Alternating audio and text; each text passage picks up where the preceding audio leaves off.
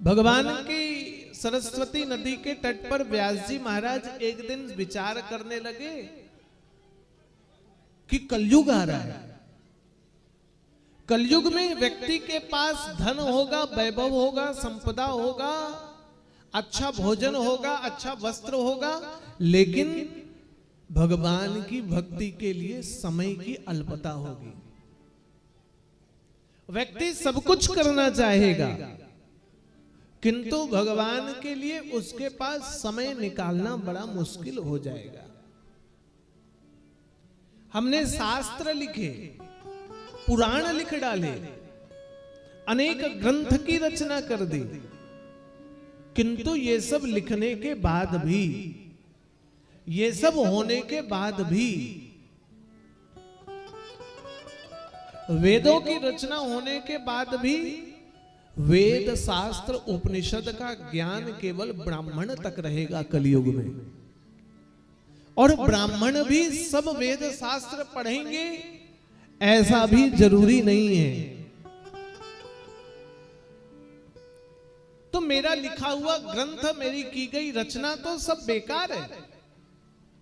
मैंने शास्त्र की जो रचना की वो सब व्यर्थ हो जाएगा कलयुग में।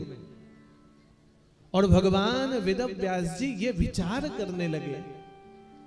मन बड़ा दुखी हुआ व्यास जी का कि सब कुछ व्यर्थ है। वेद लिखना, उपनिषद लिखना, कलयुग के भक्त का काम क्या आएगा। और कहते हैं कि व्यास भगवान ऐसा चिंतन करके अपने जीवन को धिक्कार करने लगे कि मेरा ज्ञान किस काम का जो कलयुग के भक्त के जीवन में परिवर्तन न लाए। मेरा ज्ञान किस काम का जो भक्त भगवान की भक्ति ना प्राप्त कर पाए। मेरा वो ज्ञान किस कार्य का जो सभी जीवों के कल्याणार्थ हो। और व्यास जी महाराज ऐसा चिंतन करके उदास हो रहे हैं। उसी समय आकाश मार्ग से देवर्षि नारद का प्रादुर्भाव हुआ और नारद जी ने व्यास जी को उदास देखा। श्री नारद जी महाराज पहुंच गए और कहने लग गए कि पराशर्य महाभाग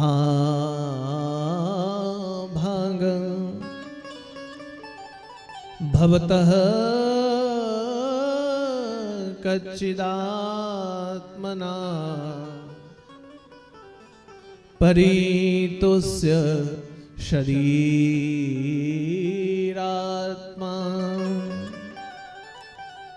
मनसा एव वा।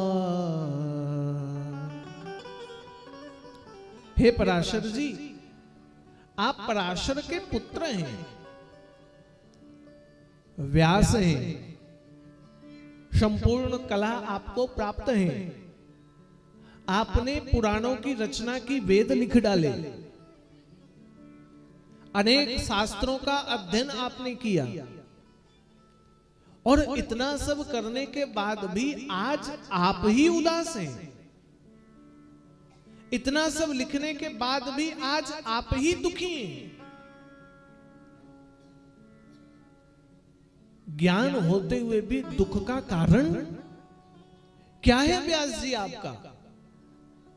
आज ऐसा लगता है बैठे आप बद्रीनाथ पर हैं, देख सरस्वती को रहे हैं, किंतु आपका मन कहीं और है। कई बार हम बैठते हैं कहीं और मन कहीं रहता है, चिंतन से शरीर कहीं और व्यक्ति कहीं पहुंच जाता है।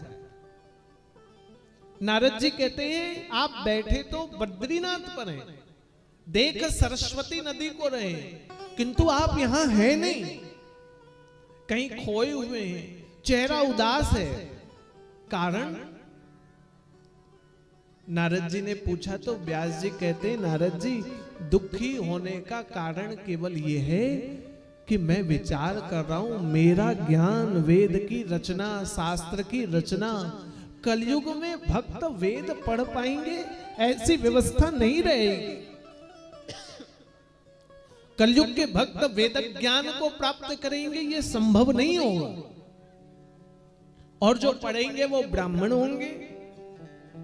ब्राह्मण में भी क्या सब पढ़ेंगे, इसकी भी कोई व्यवस्था नहीं है।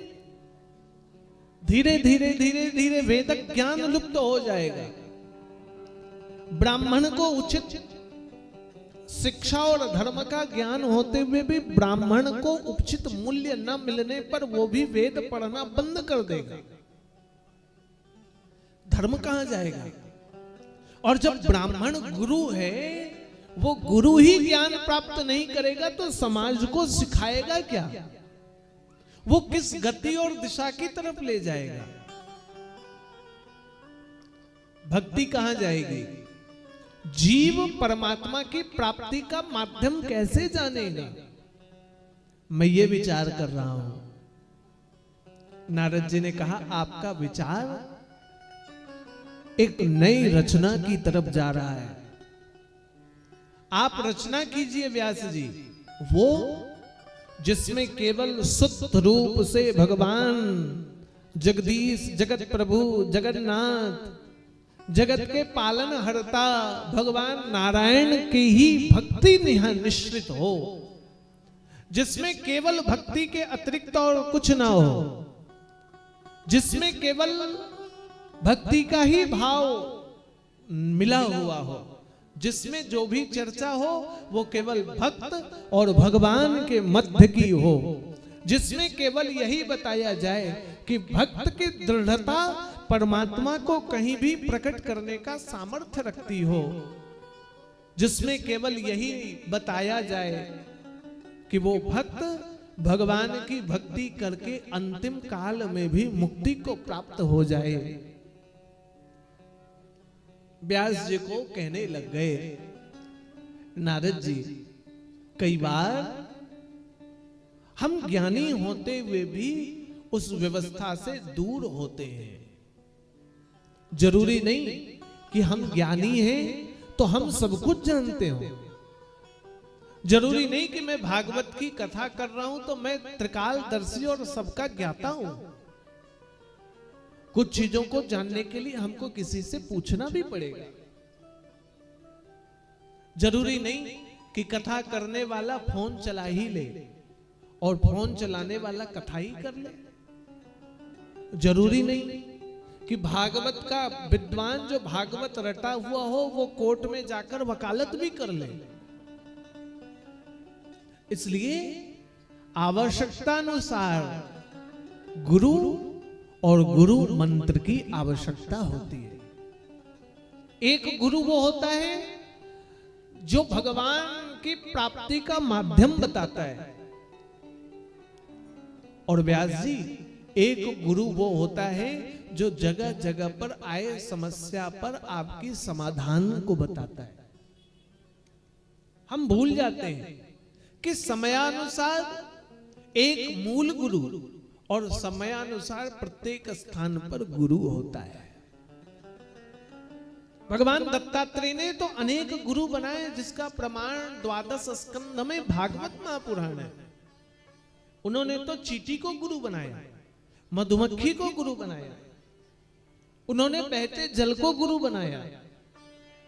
भगवान स्वयं दत्तात्रेय ने अनेक गुरु बनाए।